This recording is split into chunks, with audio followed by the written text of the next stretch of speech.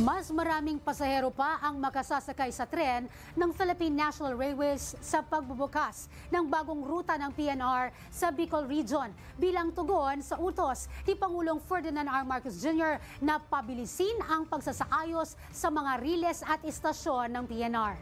Si Luz Casipit, una sa balita.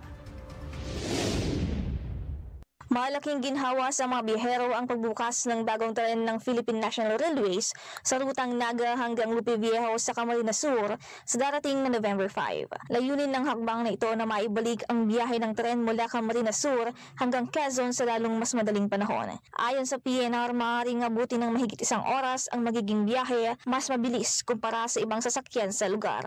Maaaring sumakay at bumaba ang mga pasahero ng PNR sa mga stasyon ng Lupi Viejo, Sipocot, Libmanan, Laplona, Naga, pati na rin sa mga flag stops sa Lupi Viejo, Tapi, Malagwico, Azucena, Awayan, Mantalisay, Kamambugan, Rongos, Malansad, Mambulo, Burabod at Sampaloc. Magkakaroon naman ng interval sa mga biyahe sa 3 magkakaibang oras sa nasabing ruta, kung saan magsisimula ito mula alas 4:29 ng umaga at magtatapos naman ng alas 5:08 ng hapon. Magsisimula naman sa 15 pesos hanggang 75 pesos ang regular na papasahe sa Naga papuntang Lupi Viejo. Magkakaroon din ng discount sa mga estudyante, PWDs at senior citizen, kung saan magsisimula ang kanilang pamasahe sa 12 pesos hanggang 60 pesos.